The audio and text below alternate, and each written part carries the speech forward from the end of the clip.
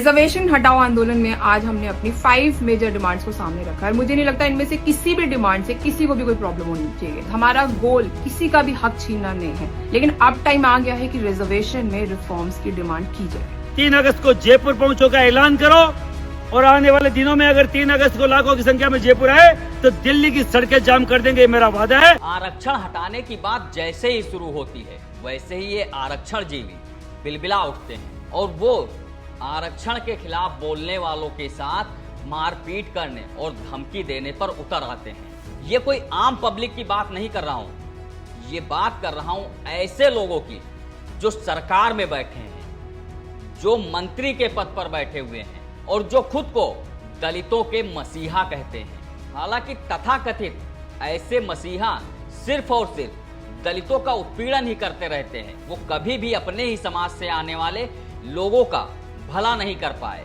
लेकिन जैसे ही आरक्षण के मुद्दे पर इसका विरोध शुरू हुआ तो बिलबिला उठे और आरक्षण के खिलाफ बोलने वालों को धमकी देने पर उतर आए। लेकिन इन धमकीबाज मंत्री से अब सवर्ण समाज डरने वाला नहीं है, क्योंकि उसने ठान लिया है कि अब आरक्षण के खिलाफ, SC/ST एक्ट के खिलाफ और UGC जैसे नियमों के खिलाफ खुलकर बोलेगा और सरकार से इसे वापस करने की मांग करेगा।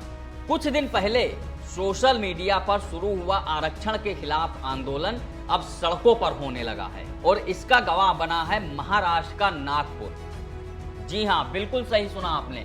नागपुर में RHA यानी कि आरक्षण हटाओ आंदोलन ने जमीन पर उतरकर आंदोलन शुरू कर दिया है, जिसमें हजारों की संख्या में लोग इस आंदोलन में शामिल हुए और उन्होंने आरक्षण हटाओ को लेकर सरकार से अपनी 5 मांगे रखी। वो 5 मांगे क्या हैं हम आपको एक एक कर बताएंगे, लेकिन उससे पहले आपको ये भी बता दें कि जैसे ही आरक्षण हटाओ आंदोलन की आवाज गूंजने लगी तो केंद्र सरकार में मंत्री रामदास अठावले धमकी देने पर उतर आए। नमस्कार, मेरा नाम है शैलेंद्र वर्मा और आप देख रहे हैं खबर खजाना। आरक्षण हटाओ आंदोलन यानी कि RHA इंस्टाग्राम पर करीब 1 हफ्ते पहले शुरू हुआ था और इसके शुरू होते ही इसका जो अकाउंट बना उस पर करीब 1 हफ्ते में ही 6 मिलियन लोग, करीब 60 लाख लोग इसके साथ जुड़ गए। और अब इस आंदोलन को, जो अब तक सोशल मीडिया पर यह आंदोलन चल रहा था, वो अब सड़कों पर उतर चुका है। इसके युवा जो इससे जुड़े हुए थे, जो सवर्ण समाज इसके साथ जुड़ा हुआ था, वो अब सड़कों पर उतरकर अपनी मांगों को लेकर प्रदर्शन कर रहा है और इस आंदोलन का गवाह नागपुर बना है। नागपुर में हजारों की संख्या में लोगों ने सड़कों पर उतरकर नारेबाजी की और आरक्षण हटाओ का नारा दिया। सवर्ण समाज का मानना है कि जो दशकों से उनका उत्पीड़न आरक्षण के नाम पर, SC/ST एक्ट के नाम पे और अब UGC के नाम पर जो होता आ रहा है, उस पर लगाम लगनी चाहिए, क्योंकि अब ऐसा बिल्कुल नहीं चलेगा। क्योंकि सवर्ण समाज जागरूक हो चुका है और अपने अधिकारों और अपने हक के लिए लड़ना जानता है। इसलिए अब RHA यानी कि रिजर्वेशन हटाओ आंदोलन के जरिए वो पूरे देश में आंदोलन करेगा और जिसकी शुरुआत महाराष्ट्र के नागपुर से हो चुकी है। लेकिन जैसे ही आरक्षण के विरोध में चर्चा शुरू होती है, बहस शुरू होती है, वैसे ही ये जो आरक्षण जीवी लोग हैं वो बिलबिलाहट में कुछ भी बोलने लगते हैं और सवर्णों को धमकाना शुरू कर देते हैं। मोदी सरकार के मंत्री रामदास अठावले ने सोशल मीडिया प्लेटफॉर्म X पर कई सारी पोस्ट लिखते हुए तमाम तरीके की बातें की और उन्होंने इस आंदोलन को यहाँ तक बता दिया कि ये सब अराजक तत्व हैं और वो देश का माहौल खराब करने की कोशिश कर रहे हैं, इन पर सख्त कार्रवाई होनी चाहिए। उन्होंने फेसबुक, इंस्टाग्राम और ट्विटर जैसे प्लेटफॉर्म को धमकी देते हुए कहा कि अगर 10 दिनों के अंदर इस पर जो सारे कंटेंट डाले गए हैं, जो वीडियोस डाले गए हैं आरक्षण के विरोध में, अगर उन्हें नहीं हटाया गया तो सख्त कार्रवाई की जाएगी और उन्हें बाहर का रास्ता दिखाया जा सकता है। मतलब बाहर का रास्ता मतलब कि उनको भारत में बैन किया जा सकता है। तो कहने का मतलब ये है कि अगर कोई अपने हक की बात करता है, अधिकारों की बात करता है, तो क्या उसे सरकार में बैठे लोग धमकाना शुरू कर देंगे?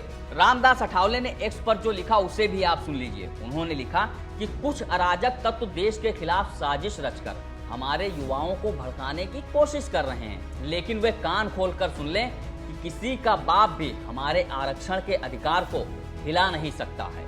अगर किसी ने हमारे अधिकारों को छीनने की कोशिश की तो उससे कैसे लड़ना है, ये हमें सिखाने की जरूरत नहीं है। कई पीढ़ियों से हम इसके लिए लड़ते आए हैं, और अगर यकीन नहीं है तो जाकर हमारा इतिहास पढ़ लेना। चाहे कोई कितनी भी ताकत लगा ले, बाबा साहब का दिया हुआ ये अधिकार पूरी तरह सुरक्षित है। रामदास अठावले ने आरएचए यानी रिजर्वेशन हटाओ आंदोलन को नफरती मुहिम करार दिया। उन्होंने कहा कि कुछ लोग जानबूझकर आरक्षण को केवल गरीबी हटाने का माध्यम बताकर दुष्प्रचार कर रहे हैं। रामदास अठावले ने सोशल मीडिया प्लेटफॉर्म्स जैसे कि मेटा, फेसबुक, इंस्टाग्राम और एक्स को लेकर भी एक ट्वीट किया। उन्होंने उस पर लिखा कि सोशल मीडिया प्लेटफॉर्म को स्पष्ट चेतावनी दे रहा हूं कि आपके प्लेटफॉर्म से ये आरक्षण विरोधी कंटेंट तुरंत हट जाना चाहिए, वरना हमें आपको इस देश से हटाना पड़ेगा। अगर इन भ्रामक पोस्ट की वजह से देश में कोई भी गंभीर कानून व्यवस्था की स्थिति बिगड़ती है तो उसकी 100% जिम्मेदारी मेटा और एक्स जैसे सोशल मीडिया प्लेटफॉर्म की होगी। जवाबदेही तय करते वक्त किसी भी प्रकार की दया नहीं दिखाई जाएगी। तो कुल मिलाकर रामदास अठावले अब आरक्षण के विरोध में जो लोग आवाज उठा रहे हैं, जो आंदोलन कर रहे हैं, उनको धमकाने की कोशिश कर रहे हैं। और वो जो आंदोलन चल रहा है अगर उसके वीडियोस वो सोशल मीडिया पर डालकर अपनी मुहिम को तेज करने की कोशिश कर रहे हैं, तो रामदास अठावले ऐसे सोशल मीडिया प्लेटफॉर्म को भी भारत से बाहर करने की धमकी दे रहे हैं। तो कुल मिलाकर कहने का मतलब ये है कि क्या रामदास अठावले तानाशाही वाली सरकार चलाना चाहते हैं? क्या किसी को यहाँ पर अपनी बात कहने का अधिकार नहीं है, हक नहीं है? रामदास अठावले ने धमकी भरे लहजे में कहा कि मुझे यकीन है कि अगले 10 दिनों में ये सारा कंटेंट अपने प्लेटफॉर्म से, जो भी सोशल मीडिया प्लेटफॉर्म है, वो हटा देंगे। और जो लोग आरक्षण हटाने के मुंगेरी लाल के सपने देख रहे हैं, वे अपने दिमाग से ये फितूर हमेशा के लिए निकाल दें। आपको बता दें कि आरएचए यानी कि रिजर्वेशन हटाओ आंदोलन सोशल मीडिया पर आरक्षण के खिलाफ मुहिम चला रहा है, और इसमें कई सारे लोग खुलकर अब सामने आ गए हैं और वो बता रहे हैं कि आरएचए के तहत उनकी मांगे सरकार से क्या हैं।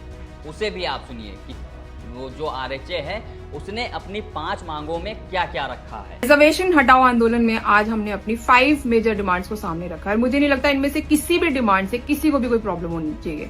ये जो डिमांड है ये देश के हित में, हर सिटीजन के हित में है, और जो हम अपना सपना देख रहे हैं विकसित भारत का, वो इन्हीं डिमांड से शुरू होता है। पहली demand income based reservation. Caste based reservation से इनकम बेस्ड रिजर्वेशन करिए।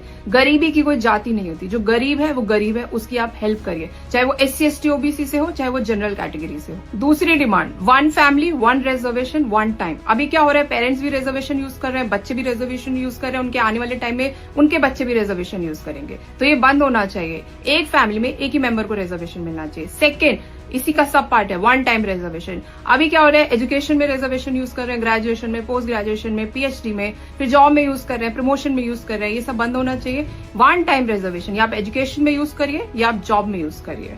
Third demand minimum standards for everyone. अभी क्या हो रहा है, 0 मार्क्स वाले को गवर्नमेंट स्कूल में टीचर बनाया जा रहा है, 2 नंबर वाले को साइंस टीचर बनाया जा रहा है, नेगेटिव नंबर वाले को नीट PG में एडमिशन दिया जा रहा है। तो there should be minimum qualifying marks. उसके बाद अगर सीट्स नहीं भरती है तो वो सीट्स आप जनरल कैटेगरी को दे दीजिए, लेकिन किसी भी कंडीशन में मेरिट कॉम्प्रोमाइज नहीं होना चाहिए। Fourth demand stop reservation politics. अभी क्या हो रहा है, हर इलेक्शन से पहले पॉलिटिकल पार्टीज अनाउंस करती है हम रिजर्वेशन बढ़ा देंगे, हम रिजर्वेशन को प्राइवेट सेक्टर में लेके आ जाएंगे। ये बंद होना चाहिए। जो 50% जो लिमिट है वो ब्रीच नहीं होनी चाहिए, और हर 10 साल में रिजर्वेशन को आप रिव्यू करिए। जिन फैमिलीज ने बेनिफिट ले लिया है उनको आप जनरल कैटेगरी में मूव करिए। फिफ्थ डिमांड सबसे इंपॉर्टेंट, सनसेट क्लॉज। कोई भी पॉलिसी जिंदगी भर नहीं चल सकती, there has to be a timeline. तो वो गवर्नमेंट को हमें बताना पड़ेगा कि कितने साल और लगेंगे कि वो एजुकेशनल इंफ्रास्ट्रक्चर इतना ठीक करे कि किसी को भी आने वाले टाइम में रिजर्वेशन की जरूरत ना पड़े। ये हमारी 5 मेजर डिमांड्स हैं। हमारा गोल किसी का भी हक छीनना नहीं है, लेकिन अब टाइम आ गया है कि रिजर्वेशन में रिफॉर्म्स की डिमांड की जाए। एक तरफ आरक्षण के खिलाफ मुहिम शुरू हो गई है तो दूसरी तरफ UGC के खिलाफ भी लगातार सवर्ण समाज बिगुल फूंक रहा है। राजस्थान के महिपाल सिंह मकराना 600 किलोमीटर की यात्रा निकाल रहे हैं। वो 3 तारीख को जयपुर पहुंचेंगे, जहां पर एक बड़ा आंदोलन होने की उम्मीद की जा रही है। जो भी मुझे सुन रहे हैं, भैया हम लोगों ने 19 दिन संघर्ष करते हुए आपके बच्चों के भविष्य के लिए, हमारे बच्चों के भविष्य के लिए UGC रोलबैक के खिलाफ 19 दिन पार कर लिए हैं, 5 दिन और बाकी है। 3 अगस्त को हम लोग जयपुर पहुंचेंगे।